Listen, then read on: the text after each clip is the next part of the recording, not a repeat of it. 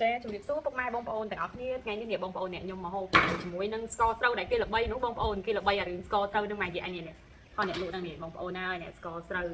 បងប្អូនអ្នកស្ករស្រូវធម្មជាតិយើងជាមួយនឹងបើកឲ្យមើលបងប្អូននេះអូវ៉ារៀងស្អិតតិចបងប្អូនបើកអត់ចង់ចេញរៀងស្អិតនេះបងប្អូននេះរូបរាងស្ករស្រូវយើងណាបងប្អូនណែអូនេះបងប្អូនឈ្ងុយដូចស្ករត្នោតយើងអញ្ចឹងបងប្អូននេះឈ្ងុយមែនតើបងប្អូននេះជាមួយខ្ញុំប្រើចង្កឹះនេះបងប្អូនដើម្បីលុញជាមួយនឹងស្ករស្រូវហ្នឹងណាចង់រឹងនេះបងប្អូននេះបងប្អូននេះស្ករស្រូវយើងនេះបងប្អូននេះដល់បងប្អូននេះដូចស្ករតាំងម៉ែហ្នឹងណាជាមួយខ្ញុំលុញមើលនេះបងប្អូននេះដូចស្ករតាំងម៉ែយើងអញ្ចឹងបងប្អូននេះណាខ្ញុំឃើញគេថតក្នុងវីដេអូអ្នកដែលគាត់ផលិតស្ករស្រូវហ្នឹងគាត់ធ្វើវីដេអូតំណងមែនតើឡើងថ្ងៃនេះសាក់ពេញយកមកហូបបងប្អូននេះណែតំណងមែនតើបងប្អូនហើយណែដៃនេះហូបឲ្យពុកម៉ែបងប្អូននេះខ្ញុំហូបឲ្យមើលឈ្ងុយមែនតើបងប្អូនណាឈ្ងុយខ្លាំងហ្មងឈ្ងុយមែនតើហើយក៏អូបមែនតើណាបងប្អូនរសជាតិវាផ្អែមល្មមផ្អែមខ្លាំងស្ករត្នោតនេះបងប្អូនវាផ្អែមឡំណាអត់ទៅដល់នេះឆ្ងាញ់មែនតើបងប្អូននេះក៏គាត់បាត់ទៅមើលទៀតជិះដល់កូនញ៉ាំដែរបងប្អូនក៏ស្រូវឆ្ងាញ់មែនតើបងប្អូនហើយ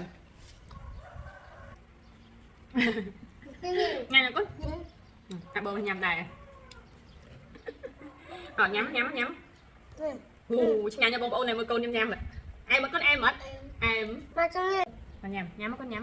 តែយកទៅញ៉ាំកូនញ៉ាំតែយកទៅណែបងប្អូនដែរកូនញ៉ាំកូន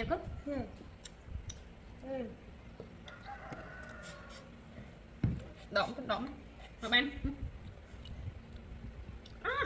ហើយញ៉ាំចង់ញ៉ាំបងដូចស្ករទៀនហ្មងបងប្អូនណាចង់ញ៉ាំណែបងប្អូនដូចស្ករទៀនដូចស្ករទៀនយឺតដូចស្ករទៀនបងប្អូននេះមើលណា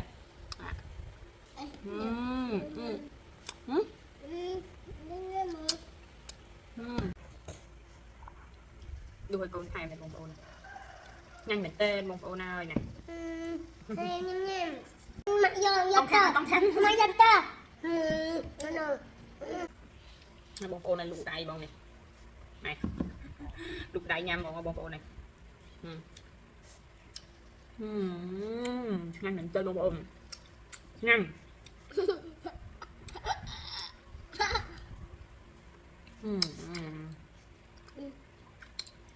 បងប្អូនញ៉ាំណានេះបងប្អូនស្ករស្រូវអូឆ្ងាញ់មែនតើបងប្អូនហូបហើយឆ្ងាញ់មែនតើ